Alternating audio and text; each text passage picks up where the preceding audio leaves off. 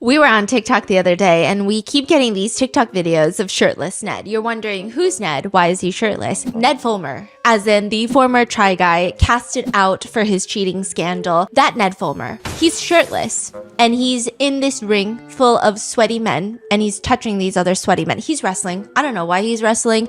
And my husband was like, who is he again? And I'm like, it's Ned Fulmer. And then pulling up my phone, I go to YouTube, I show him the video with Ned Fulmer and his wife Ariel, the podcast that went viral 3 months ago. And then he goes, wait, so this is his wife? I'm like, ex-wife. He's like, wait, so he cheated, but they're doing a podcast? I'm like, how do you not know anything that's going on? So this entire episode is dedicated to my husband. What do you know about the situation? He cheated. And they broke up, right? So that's what today's episode is going to be about. And I do want to say that our YouTube feeds are just so drastically different because I don't know how he doesn't know the entire lore of what happened in 2022. The Harry Styles concert, the pictures, the old BuzzFeed videos, the deleted Anyway, because every time we're on YouTube, like we'll be showering and he will be on his YouTube. He'll be looking at other videos. I'll be looking at other videos. They don't have a single overlap except yesterday. I will say we did watch a very interesting video together.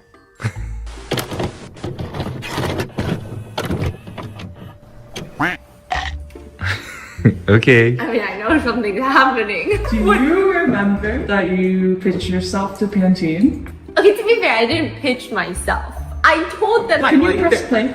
Okay. Wait, can I see? Before I restart it, can you just please look at this? Do you know how many times I felt this feeling? Or like when you go into the drain and then you pick up the wad of hair? Listen, panic. I'm playing from the start. Presented by PNT Pictures. This feels... Do you ever feel like everywhere you look, it's there? Like you can't escape it? Is everything all right? I think I'm losing it. At first you brush it off, thinking that it'll pass.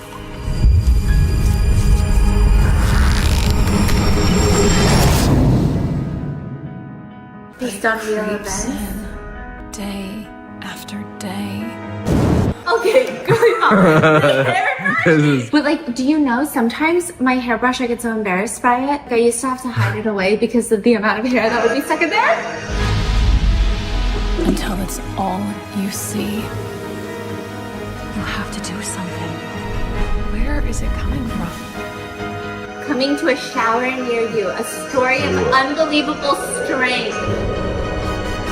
It's everywhere. Her hairbrushes. Ooh. The shedding. The Hell, shedding. this is kind of... Okay, there's more. Okay. Check the drawer. Check the drawer.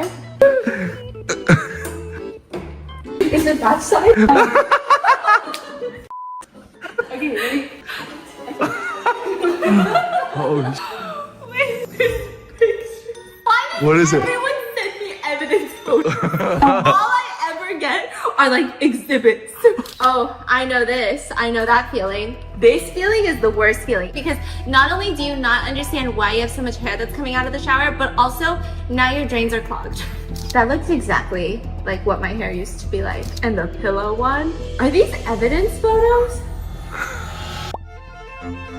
Today's video is brought to you by Pantene. I've always wanted to do that. Have you seen their commercials? Oh my god, the way Pantene makes their commercials is the coolest thing I saw behind the scenes. And you have a green man in a green suit that does this for you. Because you want to see all the locks, but it's not as cool when I do it with my own hands. However, if you were in a green suit, like a green screen, Really?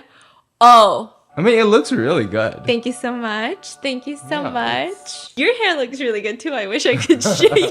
He uses my shampoo. Okay, we started using Pantene and he uses my shampoo and then he I think he got into it because he started brushing his hair. I've never seen this man, I've never seen him brush his hair in his life. But I will say today's video is brought to you by Pantene. Looking at those evidence photos that we just saw yesterday, it makes total sense why Pantene created the abundant and strong system. When you use the whole system together, you actually see less hair falling out. When I see hair falling out, I start getting in my head and I start feeling like, stressed about it. And then I start thinking about it throughout the day. And then like you always want to clear out the hair in the drain, or like when you're brushing it, you want to like clean up the hair on the bathroom floor. And so you notice like if it's a big amount of hair or if it's a smaller amount, and then you start over analyzing.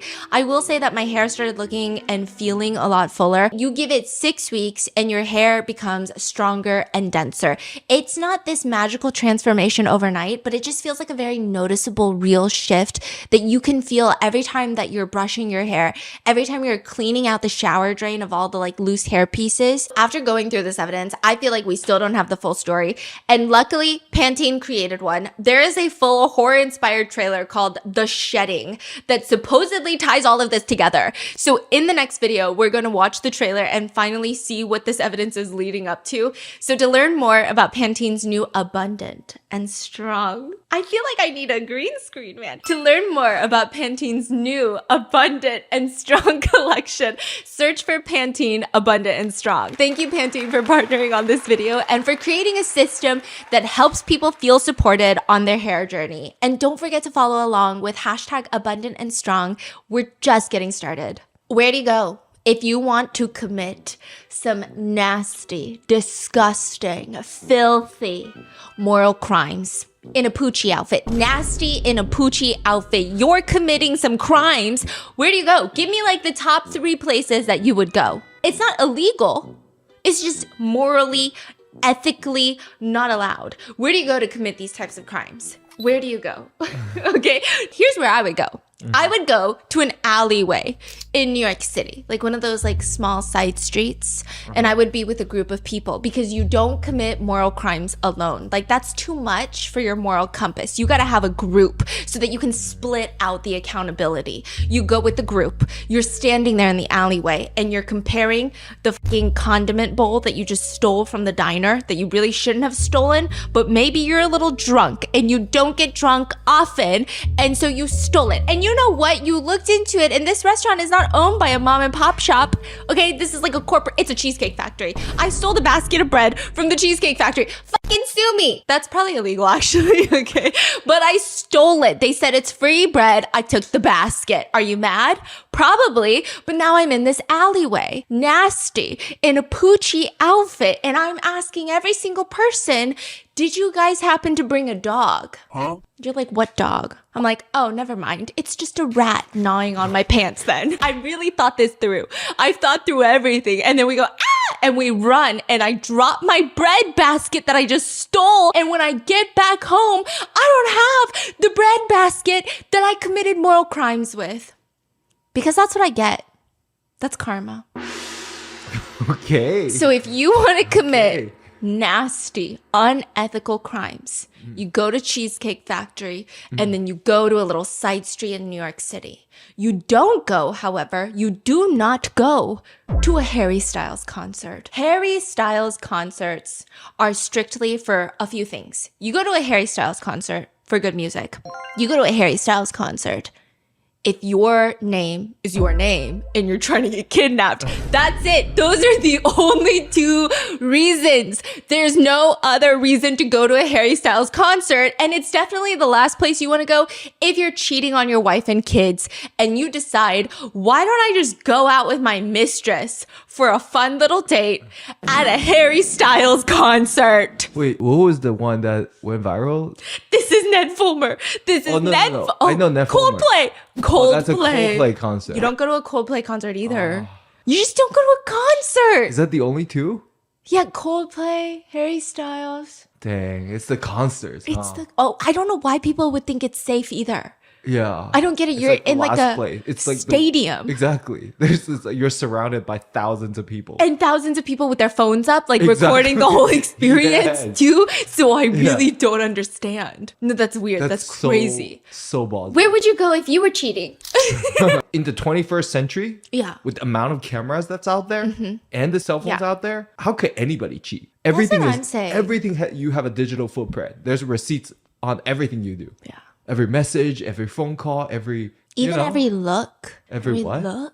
every look. Like imagine you're like looking at a neighbor while you're opening up the front door and you're checking out her butt, I'll be watching on the camera. I'll be watching on the camera. We have a little snack bar outside for the delivery drivers, and we be watching. Because every single time my family members come over, why are they walking away with groceries? Why are they walking away with enough snacks for the entire week? It's Mia. No. Oh my God, I wish I could show you this video. So we told my nieces, hey, this little snack thing outside, this is strictly for delivery drivers. I got 2 nieces, okay? And the oldest one, Sophie, she's like a rule follower. She's kind of like me, where she's like, okay, if an adult told me not to do it, I'm probably not going to do it, which means she's going to get rebellious later. But right now, she follows the rules. So they come in one day from the front door, and we see Sophie run past the snack bar. Also, just so everyone knows, Sophie is like almost 5. Mia is 4. Almost 4. Yeah. And then Mia comes running in, and we had to replay this footage because her left hand, without even looking at the snack bar, chucks a bag of snacks, and then she runs into the house.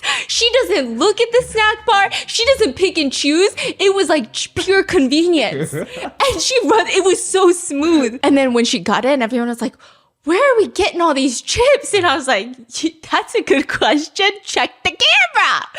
Anyway, everything is caught on film is what we're trying to say. You can't get away with anything in this day and age. Now, Ned Fulmer from the Try Guys is spotted with one of the producers of the Try Guys, the production manager for the Try Guys company, at a Harry Styles concert in New York City. Is that the craziest thing in the world? Maybe not. Perhaps not, okay? A fan runs into Ned and Alex at a Harry Styles concert, asks Ned for a photo because she watches the Try Guys. She's a fan of Ned Fulmer. Well, I don't know if she's a fan of Ned Fulmer, but she's a fan of the Try Guys. She takes this photo, and then I guess she just feels weird about it. Because the whole thing about he's out at a Harry Styles concert with a producer. We don't see his wife anywhere. And then she said, okay, well, maybe it was like a work thing. So she's browsing online, watching all of their socials, and she doesn't see like this big group picture with all the Try Guys team at the Harry Styles concert, because I think that would explain away everything. If I'm not, I mean, this is me guessing and speculating, but perhaps it's the fact that the producer was annoyed when she approached Ned. Because that's very weird. Like, I guess I would imagine if I went out with someone from the Rotten Mango team, and then we're like out on the streets of New York, and we run into a viewer and they want to take a picture with me, and the person who works with us is acting annoyed or seems annoyed. I feel like that would be very odd behavior. It's like, okay, well, this is the reason we have jobs. So like, why are you annoyed? It doesn't make any sense. Like, this is just odd. It's weird. Yeah. And then so she's browsing online, and she does see that other producers from the Try Guys team did go to a Harry Styles concert in New York City. But like, you know how a lot of concerts, like they have the Friday night show, Saturday night show, sometimes the Sunday show. They don't see a whole group photo with Ned and Alex with the other producers. So they just thought it was weird. They posted. A lot of people think, okay, well, maybe this is like our constitutional right as an American to just overthink shit, to make shit up online and forget about libel and defamation. And we just be having speculations. We be having allegedly, in my opinion, Your Honor. I said allegedly, Your Honor. Like, we're just having those moments online. But then people start digging up stuff from the Try Guys subreddit, because I would say the initial reaction everybody's having is, no, you don't get it. Ned's the wife guy. They call him the wife guy because the other Try Guys have personalities. Ned, there are literal compilations of him going, my wife, my wife, my wife, my wife, my wife, my wife, my wife, my wife, my wife, my wife, my wife, my wife, my wife, my wife. His whole shtick is that he has a wife and he has 2 children. And like, that's the only reason I think Ned Fulmer is palatable. Wow. About to off-road it. Genuinely. It's like the only reason he has any redeeming qualities, because I would say that he's like the least charismatic out of the Try Guys. What are you trying to say, bruh? I mean, I wouldn't even say that it compares. He doesn't really have charisma.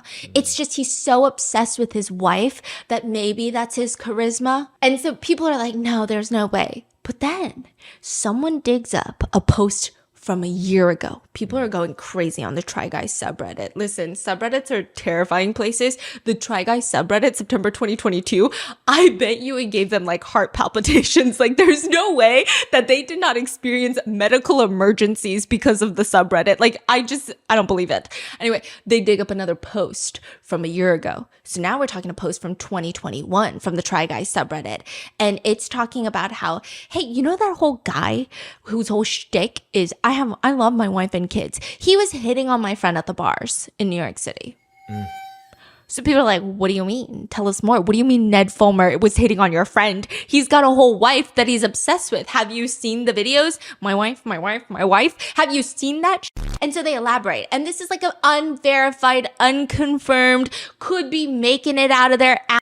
They could be having delusions of grandeur in their head and they're typing it out on Reddit because that's what we do on Reddit. That's like in our Bill of Rights as an American. We make shit up on Reddit. So they're like, okay, so this is what happened. My friend was dancing at the bar and he just kept trying to kiss her neck. Kept trying to get her to grind on him. And she kept trying to move away, but he kept being like, you want to come back to my hotel? Hey, I'll give you backstage passes to our show tomorrow. Because I guess the Try Guys were in town for a show tomorrow.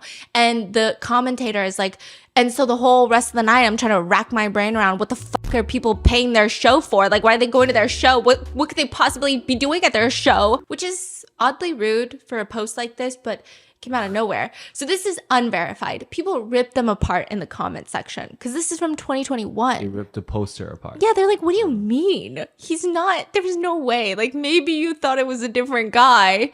Okay, it's not Ned Fulmer. Maybe he just looked like Ned, which he just looks like a whatever dude. So like probably just looks like Ned. They all kind of look like that.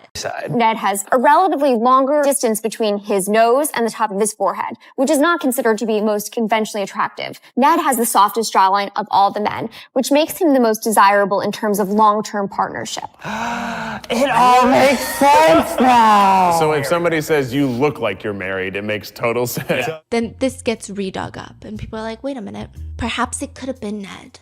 And then another post, September 2022, starts going viral. Multiple people have seen Ned around New York City this week, making out with women at the local bars. It's unfortunate for Ariel, his family, and the Try team, but this is true. People are like, but how do we know it's true? So one of the top comments for that post was saying something along the lines of like, source, I made this up. Being like, you don't even have proof and you're just making stuff up. Source, me. Source, my brain. Like that type of comment. The poster of that and that person start DMing, private messaging, and they start sending all sorts of proof, such as this picture. This picture does not come out for a little while, so this is why things get confusing. But there is a picture that now we have probably all seen is of Ned at a bar making out with Alex, the producer. And people have cross-referenced the dress that she's wearing with the dress that she's already worn on her Instagram with her purse. It's a purse that she owns. Ned looks like he's wearing the same thing that he's worn in other clothes. Clear? You can see their features? Or yeah. And there were people around them in a public bar. It's like full to the brim with people. Just watch out because there are allegations they were doing it in a Tesla. Hold on, it gets crazy. What? No, it gets so psychotically bizarre. Okay, so all we know now is like this picture hasn't come out yet.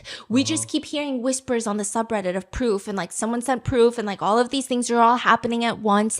And That then is crazy, huh? Yeah. You're just like full on making out Full in a on. public ass bar. yeah, and there's other pictures that get submitted later from earlier where they're eating lunch I'm so confused. on the side of the street in New York City. Like, you Like know they this? don't even wear sunglasses, a hat. No. Okay, so there's this Nothing? picture of them eating lunch in New York City, and it's, you know how like those little cafes, they'll have like the outside seating, and it's like apart from the restaurant anyway, and it's like two people on, it's like a bistro sitting, so it's like one person, and they're all smushed together. Well, it's a picture, so you see all of their bodies, you see the whole table, you see underneath the table and everything because it's just on the streets of New York City. What do you mean, right? They're just playing footsie. No, and this is what's crazy. Just judging from the body language of that photo. They're doing that. No, it's not that they're doing it. See, that's the weird thing. It's not a sexual photo. It's not like a hot and steamy photo. But Oh, this photo makes me mad. Okay, it's like you can tell that they're very comfortable with each other. And the part that's worse about that is the fact that, like, at what point do you get comfortable enough with the person you're having an affair with to sit like that at a dinner or like at a lunch? So how are they sitting? Okay, so Ned is sitting there and he's leaned back against the chair and his legs are completely outstretched. So he's all up in her table space, which you only do that if you're very comfortable with the person or if you're like the biggest douchebag in the world and everyone hates you and no one will ever sit and eat lunch with you ever again. Like his legs are under her seat. Like it's spread wide open, so it's not under her seat, but it's like her legs are in between his legs. Oh. But like not in like a sexual way. Does that make sense? Because it's Yeah, like a small table. Yeah. And then she's sitting there and then they look really comfortable in the sense of like they're both on their phones. Now there's speculations that they could be looking at menus because New York City fucking loves doing those QR code menus that will be the death of every single person alive. Okay. Genuinely the worst. It's especially the worst when they like print out the QR code. Now I'm like, you're not even really saving paper. You like printed out all these QR codes and you laminated them all. And now you got QR codes floating around everywhere. And then sometimes it doesn't load quickly. Well, hot take. I like the digital ones. You like the QR code menu? Yeah, because it's like so much easier to zoom in and What? No, but then it like disappears. So you're waiting. Okay, you go to the QR code menu and then you pick out the things that you want, and then you're so anxious because the server is gonna come and take your order, and you're like practicing in your head. Okay, but then you're like, okay, I don't want to be so anxious. I gotta think about other things. So then you're like, go to your email and you're responding to emails or whatever, and then they come and they're like, oh yeah, what do you want? And I'm like, oh my god. And then I go to Safari, but then my little thing is gone. So I'm like, oh my god, do I need to scan the QR code again? It's just not loading because the service is bad. So then now I'm like panicking. wow. I'm sorry, that's what you're battling. Every time that you're not there and I gotta order for myself, that is the experience, okay? And then sometimes if it's like, you know how you put a privacy screen on my phone? And you were like, honey, you need a privacy screen. So then you put that on my phone. Then you can't even be like, can I get this one? And then especially if you're like at a French restaurant and you're like, what's a Vichy sauce? You know what I mean? I don't know what to pronounce. And then sometimes the servers are nice and they go, ooh, that's a good one. And they'll write it down. Or they go, a what? And then you have to go, a Vichy sauce? And they go, a Vichy sauce. And you go, isn't that what I just fucking said? Yeah, no, I'm sweating. I'm sweating thinking about this. I'm so stressed. Why are you so red? I'm so stressed. That's crazy. What the fuck? No, I hate the QR code menu. I'm just, someone's gonna put in the comments like a really reasonable explanation of why QR codes exist. And I'm gonna feel like a shit person. So, okay, maybe they're good. I don't know. Anyway, some people are like, Alex and Ned are reading the menus on their phone. That's why they look so comfortable. Other people are saying, no, they're texting their spouses. Damn. Either way, it's bad. It's bad. So at this point, Ned is just not in any of the Try Guys stuff since all of this starts blowing up on Reddit. We don't have that picture from the club out yet. We don't have confirmation. So all rumors. All rumors. Allegations. But the allegations are semi-confirmed by the fact that Ned's not in any videos. Ned's not in any Instagram posts. He is in one promotional video where it's of all the Try Guys doing something for Food Network. But that seems like it was filmed a long time ago because the Food Network thing has been in the works for a really long time. And it almost seems like an obligation that they have to post it for the Food Network. But other than that, he's not on the Tripod. The podcast, the Try Guys have a podcast. The Tripod. I know their naming is like really good. Like a tripod. He's not on there. And in fact, the next episode is Zach, one of the Try Guys. He's talking about his week and he says, you know, I'm okay, but I'm surviving. Like it's been a rough week, but I'm surviving. And everyone's like, what are you surviving? Because we have ideas, but are we correct? When I tell you, like, I've had a rough week. The Try Wives, they also have their own podcast, You Can Sit With Us, which Ariel is also a part of, but she just vanishes from the podcast episodes. So does Ned. Ned's not on the tripod. So we know that something is happening before we know that something is happening. And if you know what's happened in 2022, you know that everyone does come out and they confirm the cheating and it's like a big explosion on YouTube. But before we get there, I have to talk to you about where we are now. So fast forward 3 years later into the good old year of 2025. And it's like, have you ever gone onto a YouTube channel and it's like a corporate erection? I don't have any other words to describe it. It's just what a video feels like. Corporate erection? Yeah. It's like a corporate hard-on. It's like a guys in suits in a boardroom that don't know anything about anything, and they're getting bonbons off of these types of videos. Even the banner for this YouTube channel reads, "Building a more curious world." I'm sorry, are you f***ing TED Talk? Okay, it's crazy. It's crazy. It just feels corporate. I can't stop doing the Courtney Cook look, okay? Just feels corporate. And there's videos that are being posted, and this is Ned Fulmer's rebrand. He comes back after this whole cheating scandal 3 years later. He's got 2 channels. Damn, it's been 3 years? It's been 3 years. It's been 3 years. Wow, okay. He comes back. He has 2 channels. Rock Bottom with Ned Fulmer, which is his podcast channel. And then he has the Ned Fulmer channel. And this Ned Fulmer He came channel. back with 2 channels? 2 channels. Oh, shit. 2 channels. And this Ned Fulmer channel has been doing some dirty shit. Okay, so the recent viral video, I will say on there. By the way, he's buying views. Allegedly.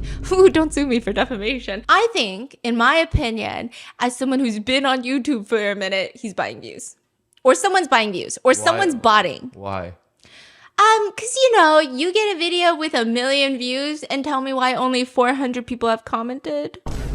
And it's not like a lo-fi music playlist throw in the back type of video. Also, people are only watching him to hate watch. Usually when you have a hate watched video, you're gonna get so many comments. Yeah. Okay. No, the views don't make sense. 1 million people watched it and only 400 people have thoughts about it. That's crazy. Okay, and then there's another one where he says, I have MS. So he says, he starts off this video, and this video has recently gone viral, where he's gonna walk 50 miles from Los Angeles to Disneyland to raise awareness for the National MS Society, which he feels very emotionally tied to this entire organization because he was diagnosed with MS back in 2013. He's since been in remission, and he starts walking from Los Angeles to Disneyland, and it's like a you can't stop walking type of thing, because that's how you raise awareness and you're trying to raise money. I think he was trying to raise like $100,000. I think he raised like less than $1,000. It was really bad. What? He starts making friends along the way as he's walking. Like, there will be pit stops of people who were told to be there at a certain time, bring him food or talk to him while they're walking. And like, that's cute. Like, the friends he makes along the way are actually very cute. It's like the very wholesome part of the video. They seem like very sweet people. Then at night, he starts walking by himself, and he has to walk 50 miles. And as he's walking, vlog camera style, I gotta show you. And it's sad because, okay, he does have MS. It's not like he's lying about any of this, but a lot of people are upset with him because it seems like he's talking about it purely to make people feel sympathy, because he was diagnosed back in 2013. Yeah. A lot of people with MS say, hey, listen, MS is so bad, I would not wish this upon my worst enemy in life. Like, it is not something that you want. It's not something you want to get sympathy from people. Like, it's the worst thing ever. Like, you do not want this. It's bad. It's bad. However, MS does not make you cheat on your wife and children. So, like, we don't know why he's bringing it up now. Hello, friends. I have hit 24 miles. Just the pain in my hips and my hip flexors is getting pretty bad. Yeah, I'm like feeling like I'm not able to walk straight anymore. That feels like a ghost hunting video is what people were saying. Like, why is he crying and doing like dramatic Sam and Colby, like ghost hunter shit movie style? Like, I hit 25 miles. Wow, I've been walking for 13 hours and 55,000 steps. Ow. I made it to 26.27. Just to give you context, a lot of people say like 26 miles is a regular marathon. So it's actually not like overexertion of your body, especially if you're an able-bodied person. So I have completed a marathon.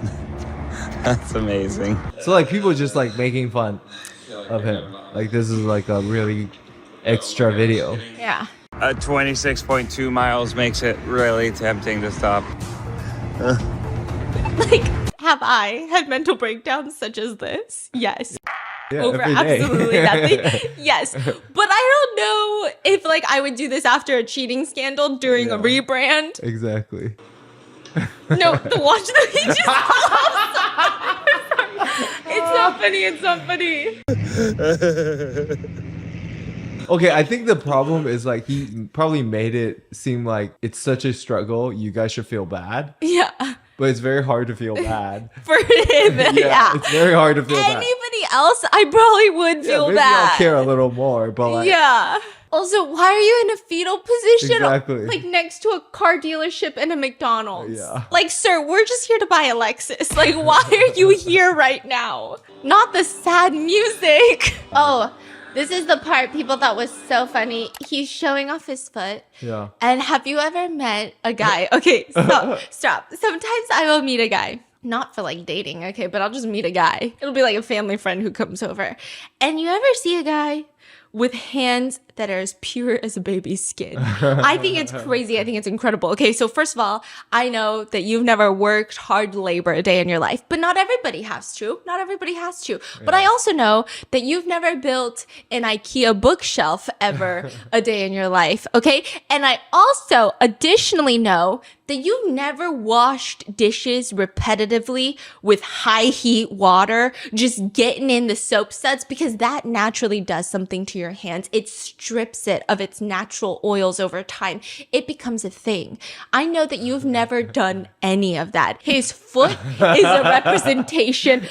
There's not a single callus. I was expecting like there's some blood on the bottom or something. No, it's like perfect baby skin. Are we analyzing his foot right now? It's actually like, also his toes are shaped perfectly that they haven't like been scrunched up in some like steel-toed boots. They haven't been like squished in sneakers where he had to like work the back of a restaurant or something. You know what I mean? Like, what is he it's showing just- us though? Oh, there's like a blister right here. Oh, right there. Oh, I get worse blisters from a new pair of shoes. that's true. I get new worse blisters. A new pair of New Balances? You don't understand. They'll fuck you up. I know we shouldn't laugh, Oh man. but like, he's so distraught over this. God, I have a gigantic blood blister here. Yeah. I didn't make it to Disneyland, but I am really proud of myself for making it 26.2 miles, the marathon distance. Yeah, a lot of people, netizens were also saying, like, I want to be proud of myself the way a mediocre white man like Ned Fulmer is proud of himself. Like, he'd be proud of himself for nothing. Like, you just feel pride. I'm just feeling a lot of feelings right now. So happy to be done. Why is your face this? This is your face. Yeah. Yeah, so a lot of people are saying it's not the fact that he has MS. A lot of people feel sympathy for that. It's the fact that he is now talking about it at a time like this. Then we go into the next video. So the reason that I'm covering a lot of his recent videos is my husband keeps coming across him boxing. Because I think with the recent like Jake Paul match, even one of the people on our RM team members, she was like, hey, I keep getting TikToks of Jake Paul getting his fucking jaw smashed. And she was like, why would he do that? And I was like, I don't know, he's a loser. And then I looked it up and I was like, oh, never mind. He made $100 million. I'm the loser, okay? We're all losers. No, it was crazy. So I think ever since then, though, they have been pushing the algorithm of like YouTuber in the boxing ring. And so I too have gotten clips of Ned Fulmer in a boxing ring. And I thought that he was going down the Jake Paul route. He's going to start boxing. Turns out it's just for a video where he tries boxing for a day. And they set up, which makes it gets so much worse because when you watch the actual video, he's in the boxing ring, he takes off his shirt, the announcer is like, a social media sensation enters the ring, and I'm like, oh my god, it's getting cheesy. And then people paid to watch this fight go down. The stands are filled with people. Turns out it's for a YouTube video, which means all those people he brought in himself. They're not even paying to watch him fight. He's getting the whole boxing experience without boxing. Okay, no, I think it's wrestling. So it wasn't like a match. No. That, like he makes money on. He's not making $99 million sitting with their jaw wired shut. Imagine being like Jake Paul's surrounding circle right now. You're like, fuck yeah. He can't even talk. I bet that would be everyone in my circle. She's finally quiet. No, but he's not. He's not getting paid. He paid probably to have this entire video. And he said that this is his alter ego of like a social media influencer, like total asshole.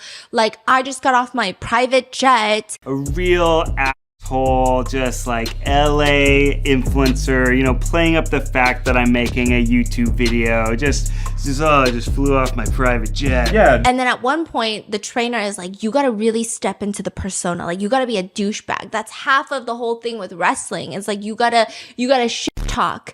And he keeps doing this thing where he goes up to the camera and he shit talks, and then he's like, I can't do this. I can't do this. Wow, so I'm trying to make myself unlikable. Where he's like, I'm so distraught, even pretending to be a bad person. Bitch, you're a bad person. I'm so confused. I don't like him at all. So he does this the entire video before he goes into the wrestling ring, and nothing really happens. And every single video on this Ned Fulmer channel just doesn't make sense. It's like if I went into an AI generator and said, hey, give me a title for a YouTube video, like whatever you think will trend. It's like, I tried pro wrestling. I have MS, blind dating 5 guys and a secret AI, addressing the problem. It's like the most random fucking titles. I got roasted by a professional chef for making he's ripping off Try Guy videos. He's making recipes without a recipe, which is a Try Guy thing. Without a recipe, yeah. Okay. Makes the same exact thing. Is all his comments filled with like just people making fun of him? Yeah, but not even a lot of people. Not even a lot of people are in the comments making fun of him. So people are just not giving him even views. Like even the blind dating 5 guys in secret AI, it's a dating show that is being hosted by Ned. Okay, this is being hosted by a guy who cheated on his wife and kids. The guy who had to disappear from the internet for 3 years because of his cheating scandal. That guy is going to help someone find love. I don't know what's happening, but like his videos feel like the back rooms. I just have to show you a clip of the video. Hi, I'm Ned Fulmer, and welcome to Future Love, Do you see what I mean by corporate erection? I see. Show that explores dating, love, and technology in the future. Artificial intelligence has absolutely exploded and taken the world by storm. Billions of dollars are flowing into this new industry that is supposedly going to change the world with its lifelike dialogue and uncanny ability to replicate human speech. I swear AI wrote that. There's no way. Can an AI trick someone into falling in love with them? I will be whatever you want me to be. I don't know the feeling that I get from playing his videos. They feel like they were made for Nickelodeon, a 1 a.m. slot 10 years ago. They feel outdated. They feel kind of weird. The music choice, the lighting, the fonts, the edits, it makes me uncomfortable. Why are you sitting like this, sir? I just don't understand. Why did you have to set up 3 professional cameras for this shot? It would have done better with an A cam. Just 1 camera on the face. We didn't have to see the legs. We didn't have to see your pristine baby feet in those little shoes. This is like the type of video that they wheel out the little cart in school and they make you watch it for school. And like the premise of this video doesn't even make sense. So they're going to be 6 guys. One of them is going to be AI. So all of the answers are AI written. It's like a simple enough concept. Ned's script, just like everything is AI. I don't know how to describe it.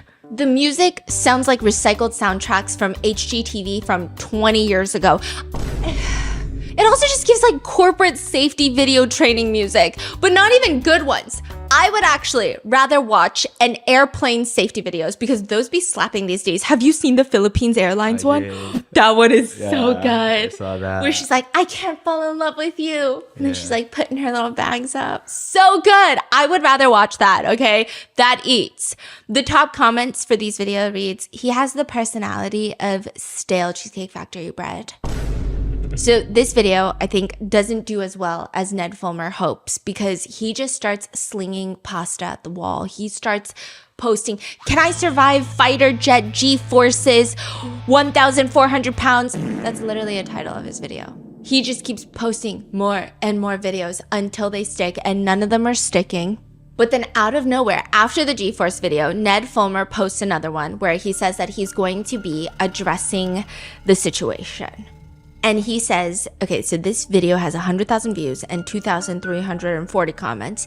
And this is clearly being ratioed. Everyone's giving their 10 cents on everything that's going on. He says, hello, I've heard a lot of the commentary and reactions about my podcast episode with Ariel. Okay, we're going to get into that. And I wanted to take this video to address some of them. That episode with Ariel was mostly about her story. And now in this video, I will tell you more about mine. Oh. Okay. He said her story. That episode only exists because you cheated on her. That's your story too. And he just keeps acting like this is something that happened to him rather than he did something. And this is crazy because, again, going back to the cheating scandal, there are pictures of him eating lunch with Alex, the producer, in New York City, going to the Harry Styles concert, making out with her in a club. People are just confused at how he's downplaying all of it. So for the fact that he's trying to downplay it, I'm going to remind you of it. So, like, this is after 3 years, right? He comes back with a podcast episode with Ariel that we're going to get into, but I feel like a lot of people have watched it already. And so then that was like the biggest shocking thing. Yes, because even the way that he teased it. So for the past 3 years, nobody really knew if Ned and Ariel were still together. They were that gone from the internet. Right. And there were some sightings on the subreddit where people were saying, oh, I ran into them, I saw them at a Taylor Swift concert. So that Taylor Swift concert was a big thing because people thought that they were still together. And then other people were saying, no, I ran into Ned Fulmer at Disneyland. He didn't have his wedding band on. So there was a bunch of rumors, but nobody knew if they were still together or not. The way that he came out with this podcast, it made it seem like he and Ariel Fulmer were still together. They were going to sit down and do a weekly episode together and talk about how they're repairing their love after this entire thing. Like, that was the vibe it was giving. And a lot of people were really nervous. A lot of people on TikTok were saying, I'm literally going to fling myself outside of my bedroom window if she's staying with him. Not that they would blame her, not that anything would be wrong with it if she chose to stay with him, but they would just be sad for whatever reason because we're parasocial human beings. And no one knows why he's even coming back after the hiatus because he has no personality. So the other Try Guys, I wasn't like the biggest Try Guys fan. Not that I'm not a fan. I just didn't like watch a lot of their stuff. But I would say Zach is kind of like the goofier one. I would say Keith is like the really dad, wholesome vibe. And then Eugene is the cool guy. And then you've got Ned. I don't know what Ned is. Ned is the wife guy. I really don't know. Like he has kind of like that YouTuber, like overly enthusiastic about everything vibe. Yeah. No, I know exactly what you mean by that. No, you don't. You don't know. I do. What do you mean? You What is this video? He went from volleyball to soccer. What is this video? That's what we want to know. See, no one talks about this part, but I need you to see this part because I didn't know what to do about this part. It just made me so uncomfortable. What's going on? He's about to fly a jet? What is he doing? Yeah, this guy's going to fly his jet. You and I are going to be flying today. We're going to be tearing up the skies. I'm excited. It's really bright out here, though. Yeah. And now give these a shot. Oh, are these real aviator sunglasses? They are, man. The real deal. Oh my gosh. Whoa. Oh, hey. Yeah, like flying planes. Wow, this is exciting. This is our baby? This is our baby? This is our baby? Also, he's wearing the fucking Zuck chain. What is that? Mark Zuckerberg's chain. Like, remember how Mark Zuck had the Zuck chain? Okay. It's the same fit as Mark Zuckerberg. Okay. Right now on the ground, we're at 1G. We'll go all the way up to 8 today if you're feeling up to it. But there are some tricks to avoid passing out. I don't know what his personality is, really. It's just like, listen, I'm overly enthusiastic for things. He's a whole other level. His whole appeal was being a family man. Also, he did graduate from Yale. I don't know where any of that went. In chemistry, too. So I don't know if IQ, EQ all went out the window, but like it seems like it did. Nobody really cared about that. They only cared about the fact that he was one of the very few guys on the internet that was so loudly passionate about being obsessed with his wife, which unfortunately, annoyingly, is not something that you see very often. He even did an Architectural Digest home tour with Ariel. He published a cookbook with Ariel called the Date Night Cookbook. There are compilations of him saying my wife. And so for being so outwardly obsessed with his wife, though, he literally did not care about his wife at all. And I'm not even referencing the cheating scandal.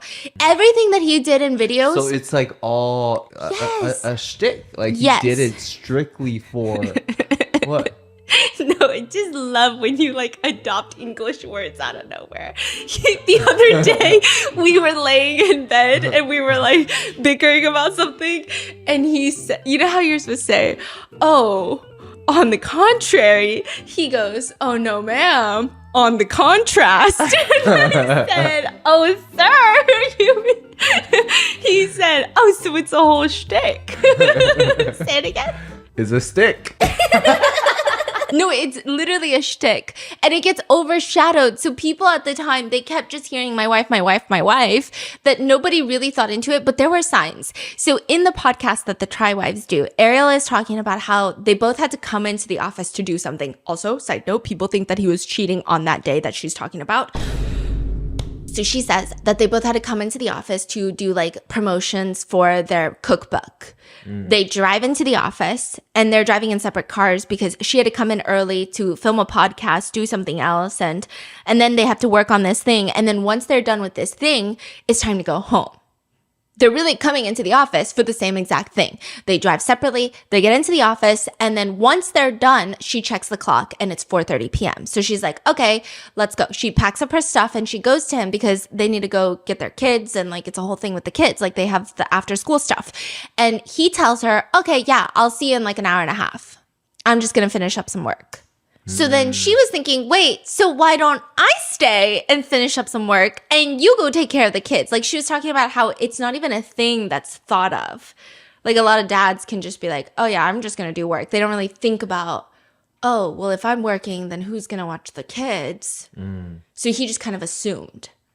So that was her whole point of the story. Okay. Was like, it was crazy because it didn't even occur to me because it wouldn't be something I think of like, oh, I just need to finish up some work for the next hour and a half. Her story, more of the story was like, why is wife or mom the only one thinking about picking up the kids? But then now in hindsight, people are like, what was he doing for an hour and a half in the office? While she was with the kids. Then there's a clip where Keith asks Ned, which is more important, being a loving husband or being a loving father? And he says, I think being a loving husband. So maybe he just uses all of his competency, which there's not a lot of, but he uses it all to be the best husband in the world, right? However, no. In another episode, she says that Ariel is talking about how all the guys on the tripod were talking about their wives. And Keith is the sweetest husband in the world. And the whole time he's just talking about his wife, Becky, and how she's the only reason that their house is so clean. She is the only reason that their fort is being held down. And Ariel is just waiting for Ned to talk about her. She was like, you know, I'm like, when is it my turn to give her compliments? You know, like compliments to the chef and just like showing gratefulness. But instead he complains about how she threw away his leftovers. And he phrased it like, she doesn't like meat, so she threw away his meat. But Ariel is like, no, it was fucking rotting. She's like, she even says, I love my husband. I wasn't even mad, but I was just disappointed in the whole thing. Does this mean that he's just shitty at both? Like he's shitty as a husband and a father? And then there's obviously all the other clips that aged like milk. Okay, there's compilations. Ned is doing a lie detector test and he says, I think I'm a pretty bad liar. I don't mind telling the truth even if it hurts.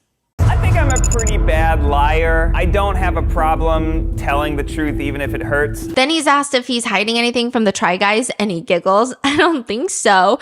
And the lie detector man is like, that's a lie. Ned, are there any secrets that you're hiding from us? Don't think so.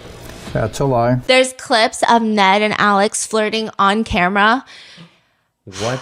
It doesn't seem like super flirtatious, but now in hindsight, yeah. There's like one where they're eating crawfish and both of them say there's no food in their mouths. And how could they cheat and then interact in front of a camera? This is kind of nice. Miss Ned.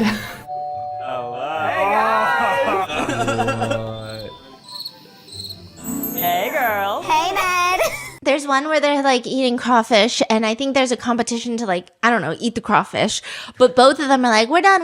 And they don't have food in their mouths, or at least that's what they're claiming. So Alex is opening her mouth, Ned is opening his mouth, and Keith is in the middle and it's like, you guys still have food in your mouth. And they're like, no, we don't. No, we don't. And he says, you guys are both such great liars.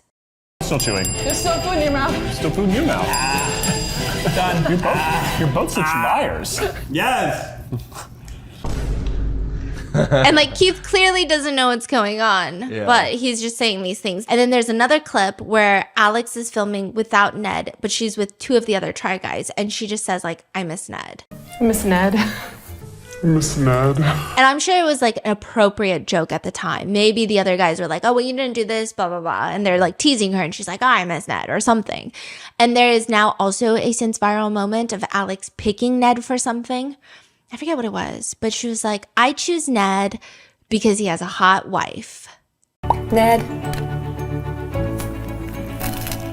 To Ned, because you have a hot wife.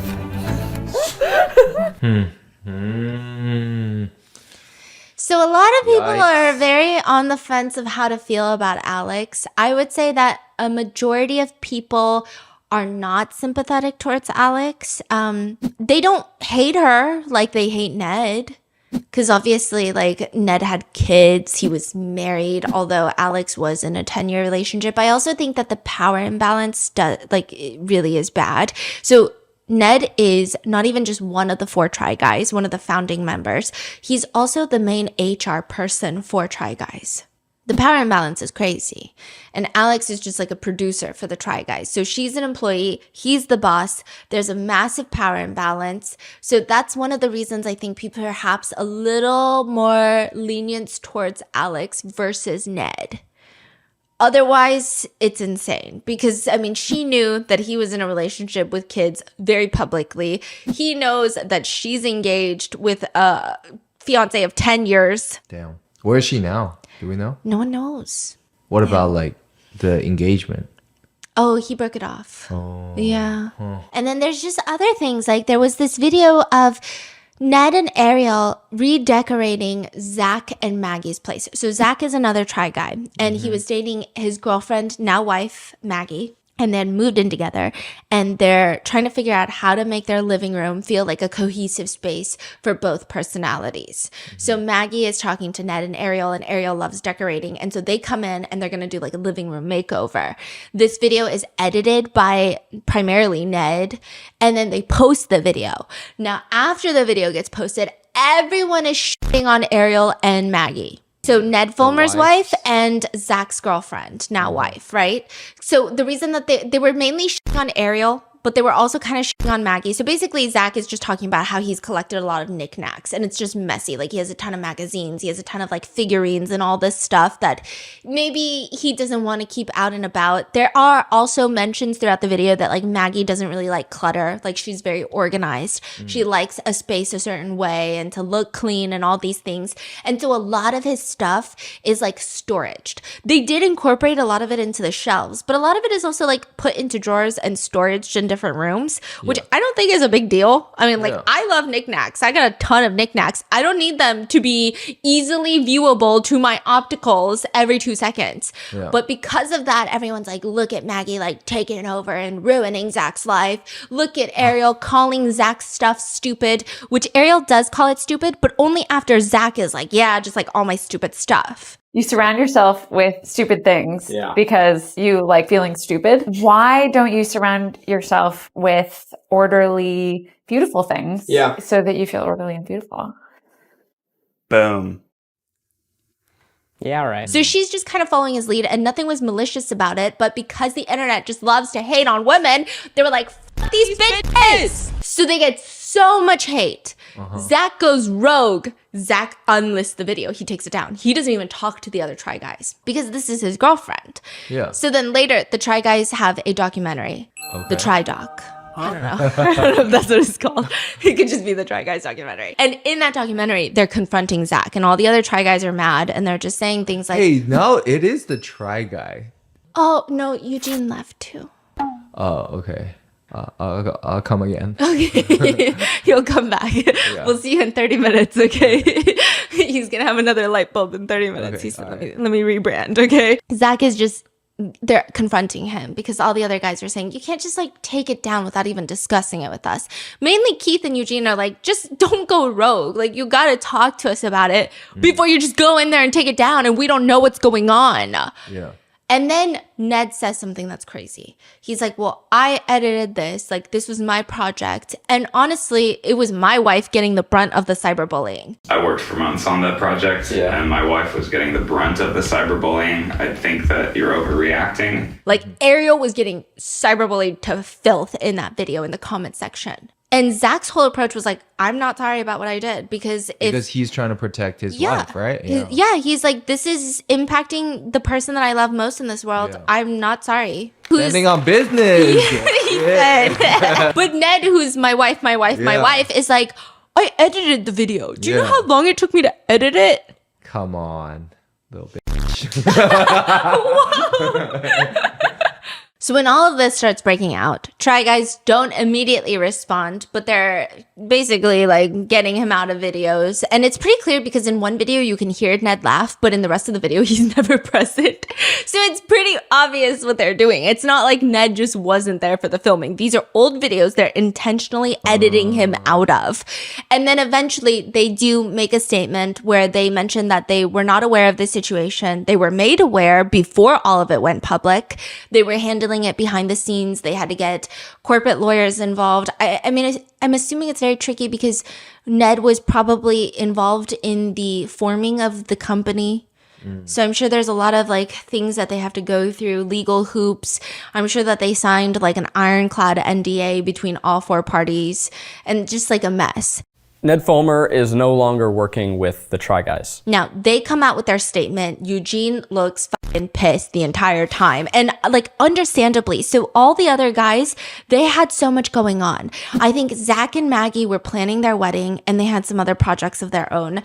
Keith and Becky just purchased a house and like they're losing so much money from this scandal. So they have to re-edit a bunch of things. They just had a Food Network show that was cleared. And I think at the time it was slated to come out on like a really good TV time slot. With TV, timing is everything because no one's watching TV at like 4 a.m. And then it got switched to like a time slot. And it pretty much killed all hopes of a renewed season. And then I believe Eugene was getting into films. So it was just like a really shitty timing for everyone. And it was just a mess. And then it just blew up. Like the way it blew up, I've never seen a YouTube cheating scandal blow up into the ether like that. SNL did a skit on it. Due to the trauma we are facing, our editors are working around the clock to remove any trace of Ned from past Try Guys content. I've never seen SNL do skits on like this, but even that is a whole controversial thing because Ned has a friend who worked on SNL. And so people think that the SNL thing was heavily biased towards Ned. It was less making fun of Ned and more making fun of the Try Guys and the three of them on the couch addressing the scandal. Really? Yeah. So it's sus. It's weird. So they come out with that statement and then Ned confirms the cheating and he puts out his own statement and he used this like the same font as the Try Guys. And the Try Guys later were like, we did not plan because people were like, well, they used the same font and they came out the same day. So they probably all like okayed the statements. What's his statement? Like, I regret. His statement was fucking ass. Holy shit. His statement is, family should have always been my priority, but I lost focus. Like, this motherfucker is genuinely acting like you have to lock in to not cheat. He's like, I didn't stay locked in. He said, I forgot to say my wife today. Yeah. So I lost focus and I had a consensual workplace relationship. I'm sorry for any pain that my actions may have caused to the guys and the fans, but most of all to Ariel. The only thing that matters right now is my marriage and my children. That's where I'm going to focus my attention. And then just to give you more context of why this is so bad, his statement is so cold. He's just like, I lost focus. People start digging up even more about the whole relationship. And Ariel was never a public person. Ned is the reason that she even started doing podcasts, the reason that she's online. Basically, like, you're online because of me, right? I don't know if you would have chosen to be online aside from that. That's basically Ariel. And she had started opening up about her life and her insecurities. And a little bit of context, she is 2 to 3 years older than Ned. And that was something that she always felt insecure about. Ned cheats on her with a girl who is 10 years younger than him. Whoa. So she opened up about being pregnant, postpartum, becoming a mom. Like, she was very vulnerable about things, which not only made people love Ariel more, but also made people very angry for her. And Ned is such a shitbag. On the tripod, they have a guest that comes in, and she's talking about her age, and she says that she actually has a lot of friends that are in their 40s. And I believe she was in her 20s at the time. I don't know. But Ned blurts out rudely. She's like one of the producers. And he says, no kids, 35. Good luck fighting that biological clock. 40-year-old friends, I will say. No kids, 35. Rainy, I Good love luck that. fighting that biological clock. She doesn't want. And so all these things are unearthed. And they all just disappear. Will deletes Alex. So Will is the fiance of 10 years, not involved with the Try Guys, not working for them. Deletes all of their pictures, engagement from online, and then just moves on. Alex, never online again. Ned and Ariel, basically never online again. And they get kicked out of the Try Guys. People think that's it. People think that is it. We get a little bit of subreddit rumors of, we saw them at Disneyland. They said that they weren't together. No, we saw them at, the Taylor Swift concert. And the only other thing that we had was right when the scandal was hitting, they had gone to couples therapy. And they had taken one car. Ned's got a fucking apple in his hand. And she even mentions this later in the podcast. And she's like, he just like needed to have a snack. So he's got an apple in one hand. Ariel has her little water bottle. And they're both wearing their wedding rings. And Ariel said that she was so awkward, she didn't know what to do. So she kept smiling because she didn't know what to do. And the paparazzi, like, she looks like she's happy to be with Ned because she's smiling. But in reality, she was just uncomfortable and awkward. People see this video, they think that they're staying together. So that was like the biggest piece of evidence. However, the two of them get into a Tesla. This is very important. This is right after the scandal happened. Mm-hmm. They're going to okay. And they get into a Tesla. And this Tesla car plate, the license plate number, is shown for like a brief second. Someone Googles this license plate number. It comes up on Twitter and Neighbor, like the Neighbor app. You know, the Neighbor, like next door or whatever, Neighbor, right? Yeah. And this is where it gets insane. So this Tesla, before the cheating scandal, someone had posted a picture of the Tesla, posted the license plate, and said that this is in a family-oriented neighborhood. This car is parked on the side of the road at 5:45 while kids and families are walking around, and there are people having sex in the car. That's fucking crazy. When was that posted? Months before. So it doesn't look like it was edited. I mean, if that's them, if that's true, they're breaking laws. Like, you could be arrested for that. Then nothing happens. We get no update on the car. We get no update on anything. And then suddenly in 2025, they release that they're doing a podcast together. Everyone thinks that they're still together, that they're going to have a podcast where they talk about how love wins and how you can fight for true love. And we're all going to kind of sink into our blankets and want to cut the lights on life. You know what I mean? Like, it was going to be that vibe. And here's my thing.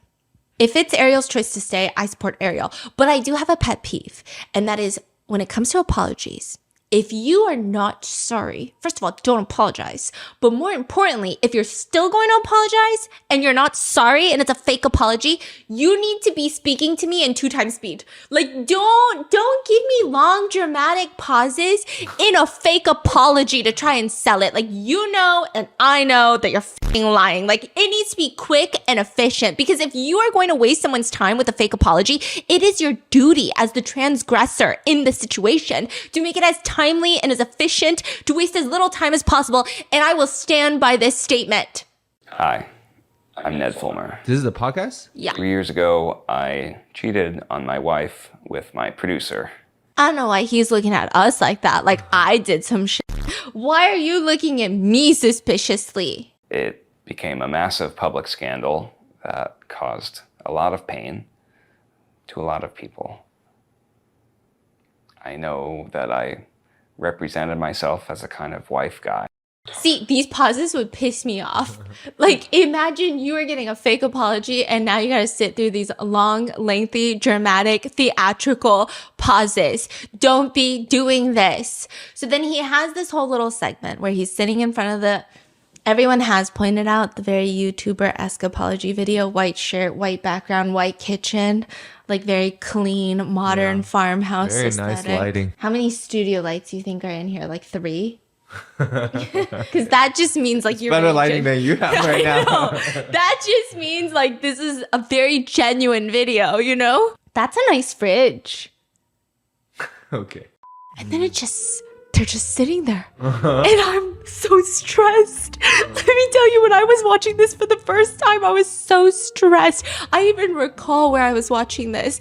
You ever like start a video and you shouldn't have started it while you're peeing because now you feel like you can't get up? You don't even want to waste a second to wipe. So then you sit there until your butt cheeks go numb, and then you're like, this really cannot be good for my health, because I'm like a 5-minute on the toilet rule. Like, I think that if you need to poo for longer than 5 minutes, you gotta wait a little longer. Go back to your desk and then wait until it's time, okay? So then I'm like one hand wiping and then like trying to put the phone down, but then also it was very stressful. So the rest of the video, they're sitting in this podcast format. And I will say it's really awkward. And there is like this very strange humming noise that persists throughout the entirety of the video. And I feel like nobody really knew where any of this is going. Like, nobody understood the direction or even like the feeling, the vibe of the video. It's just silent. Clearly there's no music, and it just feels like we are intruding on a couples therapy session. However, it does make complete sense. So Ariel opens with the fact that she's only agreeing to do any sort of video because it feels like she can't even make friends. And like, whose fucking fault is that? Ned Fulmer's fault. That's whose fault, okay? She says everywhere she goes, like, she can't even go out to dinner with the kids without feeling like this entire scandal is just a part of her life. She can't make friends without this scandal being a part of her life. Like, she feels like she needs to preface with like, hey, do you want to be my friend? By the way, my entire personal life is a dumpster fire. And whose fucking fault is that? Like, see, this is the problem. If I were Ariel, I would just be so petty. She's so composed. She's so beautiful. She's such a great mother and a great person. I was going to say wife, but like, she was a great wife, but like a great person. And like, who cares about being a wife? I would be looking at him every 2 seconds. Like, this is your time to apologize. Because every time she would say something, it's like, holy shit, that's so devastating. Like, the last 3 years of her life were literal hell. It sounds so traumatizing. She can't go anywhere. She can't make friends. She lost friends. She said that at one point she became a completely different person because she couldn't trust anybody. She couldn't trust the public. There were paparazzi chasing her. She couldn't trust her husband. She couldn't trust her friends. She couldn't trust anyone. Like, she was losing her mind, basically. And whose fault is that? And there were so many times where he just doesn't apologize. I think there was like one time where he says like, oh, I'm sorry that my actions led to all of this. But every single time she says stuff like this, he's sitting here like nodding. And he's like, yeah, that must have been such a big loss. Whose fault is that? It's his fault. It's so crazy. Oh my gosh, even my screen is over it. Whose fault is that? It's his fault. She also talks about, there's this one crazy part though, where they're talking about how she can't even make friends. And he says, he tries to relate to her about how he can't make friends either. And he's like, sometimes I'll meet people on Insta and they'll be like, let's exchange Instagrams. And he does this voice and he's like, okay, well, here's my Instagram, but a few caveats. 1, I might have a lot more followers than you expect. And 2, my personal life is a dumpster fire. And 3, don't Google me. Made new friends or kind of introduced myself to strangers. It's like, oh, let's exchange Instagrams. I'm like, well, right? Here's mine, but couple of caveats. 1, I have a lot more followers than you might expect. 2, all of this is pretty outdated. And 3, don't Google me. Like, also, he does, there's another part where people think that he weaponizes therapy talk a lot, where he almost acts like this is a thing that happened to Ariel, but he had no part in it. It's like very third party, like, sorry, that must have been so hard for you. It's like, bitch, you're the reason though. You are the reason though. And then she even explains, that was another thing that she explained. She was like explaining how she wants to do this because also there's so much shame. Oh, even the way she found out, she describes in this podcast how she had been sent a picture. I'm assuming it's the picture where they're not making out. And because her brain just refused to believe that he's having an affair, she thought his sister was in New York City and then he was hanging out with his sister. So she was asking him, like, why is your sister in New York City? And that's when he looks guilty. And she's like, holy shit. Okay, clearly he's having an affair. So she's like, he had just picked her up from the airport. She was like, turn the car around, take me back to the airport. Because she's like, I'm going to leave again, I think, to go be with her family. And he was like, that's just not how I remember it happening. You don't remember that? No, I don't remember it happening like that, but it doesn't matter. And she's like, then how the did it happen, basically? Then you tell me how it happened. She's like, how do you remember it happening? He's like, it wasn't that immediate. Like, you were asking me questions, and then I told you who and how it happened, and then you were like, take me back to the airport. And I'm sitting here like, that's exactly how she described it. I don't understand that whole point. I don't know what point he was making. I don't know. And then he said that there was almost like a relief once. I hate when people say that. I hate when people say that. He said there was almost a relief once he told her so that he didn't have to hide anything from her again. But she's like, you're not fucking therapy speaking me. Really? Let me fucking tell you. And she says, and this is so, I didn't even think of it like this. There are so many moments in here. She like wows people with her ability to grasp what happened in a way that does not sound like therapy speak, in a way that feels like it would resonate with a lot of people or partners who have been cheated on, because she explains partners will feel relief when they come clean, and you just have to accept it as a partner. And she's explaining like all that guilt and shame of the affair, suddenly your partner has to take it on. And she also explains like how in society, oftentimes when the man cheats, a lot of people will kind of think or even side eye or straight up ask like, what was the woman not doing in the relationship? Or like, what did she do to cause him to want to cheat? And then she was just saying like, it's crazy because I didn't even do anything. Like, I did not take part in any of this. Like, those were your actions. Yeah. And then the minute that she found out about it, she felt a lot of shame and guilt. Interesting. So he feels relief, and then all of that comes onto her. And she's like, don't even try to make it seem like you feel relief because you can come clean. It's relief because you're putting that shame and guilt onto me. Wow. And so, you know, he says, he hits her with this has gone viral. He hits her with I don't think it's fair that as a society you're put in that position. And now I have to carry that around for the rest of my life. I don't think it's fair that as a society you're put in that position. It's certainly not true. What? Yeah, because she had mentioned in society, like sometimes women are like, but that was just like a tiny part of the entire thing that she was saying. Yeah. And she says he says it's certainly not true. And no, it's not something that I imagined, you know, as I was doing that. I think none of it was. If you really let it sink in, just how much you're hurting your partner and how devastating it is, like, how could you do that? It's still very difficult now, even 3 years later, to see you in pain as you're talking about it. I mean, I guess there's nothing that I can do to change the past or to help.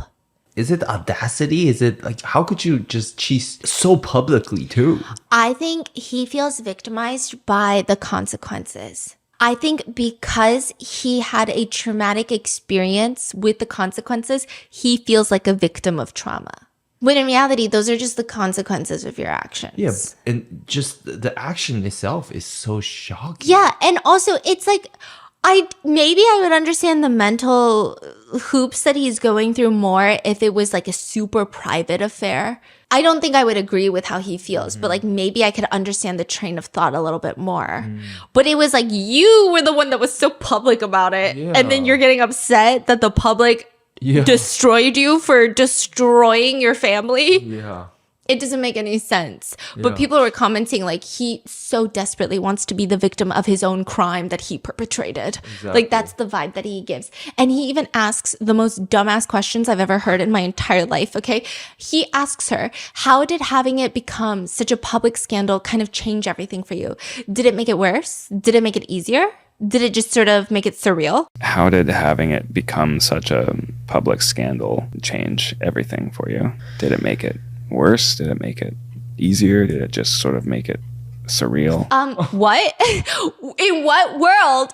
After you just listened to her talk for 30 minutes, in what world do you think it would have made it easier? That's fucking crazy. Be for real. And then at the end, Ariel is just asking Ned about what his plans are for the channel. And this is where we get his infamous. He's like, I just have the desire to create and tell stories. I have a desire to create and to tell stories. And what's her reaction? And she's like nodding. Okay. No, it gets crazy. Okay. And he's like, but I don't really want it to be about myself as a character or myself or my relationship or my personal life. And she's like, I've always been drawn to like something about what makes people curious and finding ways of connecting myself with their interest. So I don't know. I see myself more as like a host, more as just like a vehicle for other people's stories. I don't know. Maybe I can because of what I've gone through in my past and connect with people and empathize with people. And at this point, she's kind of like laughing. She's kind of like, and then he's like, what? And she hits him with the most iconic line. And I'm just waiting for the moment to use this on someone, but I have no one I hate. Okay. She goes, you think you're interesting enough? What? No, I don't know. I'm just. You think you're interesting enough? That's insane. She was like laughing the whole time he's explaining his plans, and she goes, "You think you're interesting enough?" That's so iconic. And what did he say? No, I don't. I don't. But he's still doing this. He's still doing this. And this channel, before this was posted, had 66,000 subscribers. So a lot of people thought 66,000 people subscribed for this podcast so they wouldn't miss this episode. No. This podcast was their parenting podcast before he renamed it Rock Bottom with Ned Fulmer. So it was an old channel. Okay. Yeah, and it was all about parenting. It was called Baby Steps, and then he renamed it Rock Bottom with Ned Fulmer, deleted all the old videos, and then posted these. Bruh. So what is it going on right now on this channel? He's like interviewing a bunch of other people that have So it's still ongoing, like a weekly podcast? Yeah, I think some of them are getting like 4,000 views an episode. He's interviewing other people that have been canceled or had been big part of like big problematic situations, and people are kind of theorizing that his next step is going to go into like the alt-right pipeline. Like you go so anti-cancel culture that you become like maybe a super alt-right. That is crazy. This is not the rock bottom. He's like getting new bottoms. He's like digging the bottom. Yeah. He's like, where is the core of the earth? Yeah. Even Wendy's commented on a TikTok. Wendy's? The fast food chain. Okay. Now it's society's fault, huh, Ned? And so the comments under that read, if Ned Fulmer has no haters, Wendy's is dead. Okay, another comment reads, have you considered a journal? Other comments read, her visceral disgust with him the entire podcast episode is so incredible. I love her so much, and I'm so glad that she kicked him to the curb. I also think that she has her own pottery studio now, and she has a online website where you can buy her pottery, and it's beautiful. I'm going to link it below. But I love Ariel. The way that she something about this podcast episode, I don't know what I was expecting. And no matter what I was expecting, like, I think everyone went in there already wanting to support Ariel, but the way that she composed herself, the way that she was able to articulate her feelings in a way that would resonate with other people who had gone through such traumatic experiences, while simultaneously dragging him and I don't want to say belittling him because that sounds like a mean thing to do, really but like classy about it. Huh? Yes, she's just very composed, and she's not hitting below the belt. She's not being mean. She's asking really valid questions. Like, when you do start a YouTube channel, you should ask yourself, am I interesting enough? Like, maybe I should think about that, okay? Like, she's asking all the right questions. It's not too mean. It's just genuine, but also like so humiliating for Ned that it's... She's incredible. So I'm going to leave a link to her pottery studio. And there was one sad part where she says that she doesn't want to be online, really. Also, like, I think she mentioned having self-image and just she doesn't want to try to live up to society's standards, which I think is fucking Ned's fault. There is another standard of beauty for people who are on the internet.